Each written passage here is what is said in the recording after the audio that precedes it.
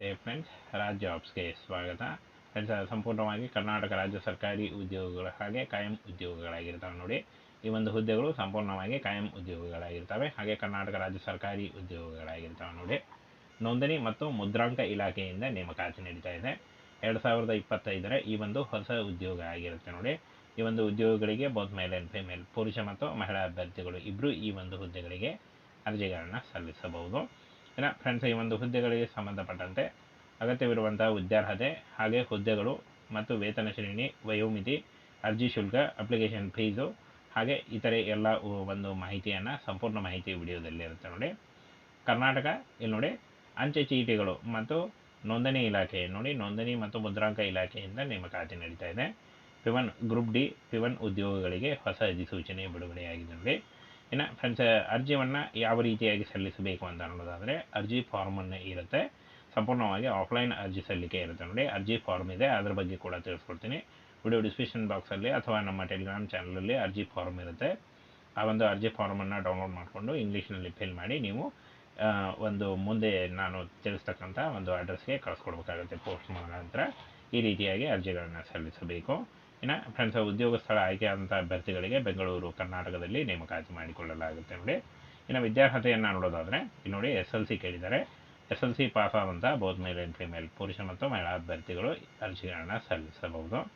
ಇನ್ನು ವಯೋಮಿತಿ ನೋಡಿ 18ರಿಂದ 40 ವರ್ಷದ ಒಳಗಿನವರು ಅರ್ಜಿಗಳನ್ನು ಸಲ್ಲಿಸಬಹುದಾಗಿರುತ್ತೆ. OBC ಅಭ್ಯರ್ಥಿಗಳಿಗೆ 3 ವರ್ಷ ಮತ್ತು SC ಅಭ್ಯರ್ಥಿಗಳಿಗೆ 5 ವರ್ಷಗಳ ವಯೋಮಿತಿ ಸಡಿಲಿಕೆ ಕೂಡ ಇರುತ್ತೆ ನೋಡಿ. ಇನ್ನು ಅರ್ಜಿ ಫಾರ್ಮನ್ನು ಫಿಲ್ ಮಾಡಿ ಈ ಒಂದು ಅಡ್ರೆಸ್ಗೆ ಕಳಿಸ್ಕೊಡ್ಬೇಕಾಗುತ್ತೆ ನೋಡಿ. ಅಡ್ರೆಸ್ಸನ್ನು ಕರೆಕ್ಟಾಗಿ ನೋಟ್ ಮಾಡ್ಕೊಳ್ಳಿ. ನೋಂದಣಿ ಮಹಾನ್ ನಿರೀಕ್ಷಕರು ಮತ್ತು ಅಂಚೆ ಚೀಟಿ ಆಯುಕ್ತರ ಕಚೇರಿ, ಕಂದಾಯ ಕಟ್ಟಡ, 8ನೇ ಮಹಡಿ, KG ರಸ್ತೆ, ಬೆಂಗಳೂರು 560009 ಈ ಒಂದು ಅಡ್ರೆಸ್ಗೆ ನೀವು ಪೋಸ್ಟ್ ಮುಖಾಂತರ ಕಳಿಸ್ಕೊಡ್ಬೇಕಾಗುತ್ತೆ ನೋಡಿ. ಇನ್ನು ಪ್ರಮುಖ ದಿನಾಂಕಗಳನ್ನು ನೋಡೋದಾದರೆ 28 ಜನವರಿ 2025ರಿಂದ ಅರ್ಜಿ ಸಲ್ಲಿಕೆ ಶುರುವಾದರೆ 28 ಫೆಬ್ರವರಿ 2025 ಅರ್ಜಿ ಸಲ್ಲಿಸಲಿಕ್ಕೆ ಕೊನೆಯ ದಿನಾಂಕ ಆಗಿರುತ್ತೆ ನೋಡಿ. ಈ ಒಂದು ಕೊನೆಯ ದಿನಾಂಕದೊಳಗಾಗಿ ನೀವು ಆಫ್ಲೈನ್ ಮೂಲಕ ಅರ್ಜಿಗಳನ್ನು ಸಲ್ಲಿಸಬೇಕಾಗುತ್ತೆ. ಈಗ ಅಪ್ಲಿಕೇಶನ್ ಫಾರ್ಮನ್ನು ಯಾವ ರೀತಿಯಾಗಿ ಫಿಲ್ ಮಾಡಬೇಕು ಅದನ್ನು ಕೂಡ ತಿಳಿಸ್ಕೊಡ್ತೀನಿ. ಅಪ್ಲಿಕೇಶನ್ ಫಾರ್ಮು ನಮ್ಮ ಟೆಲಿಗ್ರಾಮ್ ಚಾನಲಲ್ಲಿ ಇರುತ್ತೆ ನೋಡಿ. ಫ್ರೆಂಡ್ಸ್ ನೋಡಿ, ನೋಂದಣಿ ಮಹಾಪರಿವೀಕ್ಷಕರು ಮತ್ತು ಮುದ್ರಾಂಕಗಳ ಇಲಾಖೆ ಕರ್ನಾಟಕ ಸರ್ಕಾರ ಅಂತ ಕೊಟ್ಟಿದ್ದಾರೆ. ಅರ್ಜಿ ನಮೂನೆ ಅಂತ ಕೊಟ್ಟಿದ್ದಾರೆ ನೋಡಿ. ಮೊದಲಿಗೆ ಫ್ರೆಂಡ್ಸ್, ಯಾವ ಒಂದು ಹುದ್ದೆಗಳಿಗೆ ಅರ್ಜಿಗಳನ್ನು ಸಲ್ಲಿಸ್ತಾ ಇದ್ರೆ ಅದನ್ನು ಬರೀರಿ, ಅಂದರೆ ಜವಾನ ಹುದ್ದೆಗಳು ಅಂತ ಬರೀರಿ, ಅದೇ ಒಂದೇ ಹುದ್ದೆ ಇರೋದು.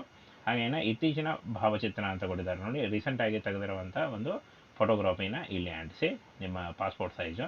ಹಾಗೆ ಇಲ್ಲಿ ನೋಡಿ ಅಭ್ಯರ್ಥಿ ಹೆಸರು, ಸಂಪೂರ್ಣವಾಗಿ ಅಭ್ಯರ್ಥಿ ಹೆಸರು, ಅಂಚೆ ವಿಳಾಸ, ನಿಮ್ಮ ಹತ್ತಿರದ ಅಂಚೆ ವಿಳಾಸ, ಹಾಗೆ ಹುಟ್ಟಿದ ದಿನಾಂಕ, ಊರು ಮತ್ತು ತಾಲೂಕು, ಜಿಲ್ಲೆ, ರಾಜ್ಯ ಕರ್ನಾಟಕ ಅಂತ ಹಾಕಿ. ಹಾಗೇನ ನೀವು ಬೋತ್ ಮೇಲ್ ಆ್ಯಂಡ್ ಫಿಮೇಲ್, ಅಂದರೆ ಯಾರು ಅರ್ಜಿಗಳನ್ನ ಸಲ್ಲಿಸ್ತಾ ಇದ್ದೀರಾ, ಮೇಲಾದರೆ ಮೇಲ್ ಅಂತ ಹಾಕಿ, ಫಿಮೇಲ್ ಅರ್ಜಿಗಳನ್ನ ಸಲ್ಲಿಸ್ತಾ ಇದ್ದರೆ ಹೆಣ್ಮಕ್ಳಿದ್ರೆ ಫಿಮೇಲ್ ಅಂತ ಹಾಕಿ. ಹಾಗೆ ವೈವಾಹಿಕ ಸ್ಥಿತಿ ಮ್ಯಾರಿಡಾ ಅನ್ಮ್ಯಾರಿಡಾ ಅದನ್ನು ಸೆಲೆಕ್ಟ್ ಮಾಡ್ಕೊಳ್ಳಿ. ಧರ್ಮ ನೋಡಿ, ಯಾವ ಒಂದು ಕೆಟಗರಿಗೆ ನೀವು ಸೇರಿದವರು ಅದನ್ನು ಸೆಲೆಕ್ಟ್ ಮಾಡ್ಕೊಳ್ಳಿ. ಹಾಗೆ ಭಾರತೀಯ ಪೌರರೇ ಎಸ್ ಅಂತ ಮಾಡಿ. ಹಾಗೇನ ಅಂಗವಿಕಲರು, ಮಾಜಿ ಸೈನಿಕರು, ಸ್ಥಳೀಯ ಅಭ್ಯರ್ಥಿಗಳು, ಅನುಸೂಚಿತ ಜಾತಿಗೆ ಸೇರಿದವರು, ಅಂದರೆ SC ಜಾತಿಗೆ ನೀವೇನಾದರೂ ಸೇರಿದರೆ ಅದನ್ನು ಕೂಡ ಇದನ್ನು ಮಾಡಿ. ST ಇದ್ದರೆ ಅದನ್ನು ಕೂಡ ಸೆಲೆಕ್ಟ್ ಮಾಡ್ಕೊಳ್ಳಿ. ಹಾಗೇನ SLC ಪರೀಕ್ಷೆಯಾಗಿದ್ದು ಯಾವ ವರ್ಷ ಯಾವ ತಿಂಗಳಿನಲ್ಲಿ ಎಷ್ಟನೇ ಪ್ರಯತ್ನದಲ್ಲಿ ಉತ್ತೀರ್ಣರಾಗಿರು, ಪಡೆದಿರೋ ಅಂಕಗಳು, ಕನಿಷ್ಠ ಅವಧಿ ಅಂಕಗಳು, ಶೇಕಡ ಹಾಗೂ ಪಡೆದ ದರ್ಜೆ ಶ್ರೇಣಿ ಅದನ್ನು ಕರೆಕ್ಟಾಗಿ ಬರೀರಿ. ಆನಂತರ ನಿಮ್ಮ ಫ್ರೆಂಡ್ಸ್, ಈ ಹಿಂದೆ ಯಾವುದಾದ್ರೂ ಸರ್ಕಾರಿ ಕಚೇರಿಯಲ್ಲಿ ಕಾರ್ಯನಿರ್ವಹಿಸಿದರೆ, ಅಂದರೆ ನಿಮ್ಮ ಯಾರಾದರೂ ತಂದೆ ತಾಯಿಯವರು ಸರ್ಕಾರಿ ಕಚೇರಿಯಲ್ಲಿ ಕಾರ್ಯನಿರ್ವಹಿಸಿದರೆ ಹೌದು ಅಂತ ಹಾಕಿ, ಇಲ್ಲ ಅಂದರೆ ಇಲ್ಲ ಅಂತ ಹಾಕಿ. ಹಾಗೇನ ಫ್ರೆಂಡ್ಸ್ ನೋಡಿ, ಸಿಂಪಲ್ ಆಗಿರೋ ಅಪ್ಲಿಕೇಶನ್ ಫಾರ್ಮ್ ಇದೆ, ಇದನ್ನು ನಮ್ಮ ಟೆಲಿಗ್ರಾಮ್ ಚಾನಲಲ್ಲಿ ಇರುತ್ತೆ, ಅಲ್ಲಿ ನೀವು ಡೌನ್ಲೋಡ್ ಮಾಡಿಕೊಂಡು ಇದನ್ನು ಅರ್ಜಿಗಳನ್ನ ಸಲ್ಲಿಸಬಹುದು. ಹಾಗೇನ ಫ್ರೆಂಡ್ಸ್, ಸಂಪೂರ್ಣವಾಗಿ ಸಿಂಪಲ್ ಆಗಿರೋ ಅಪ್ಲಿಕೇಶನ್ ಫಾರ್ಮ್ ಇದೆ ನೋಡಿ, ಇದನ್ನು ಫಿಲ್ ಮಾಡಿ ಕಳಿಸ್ಕೊಡಿ.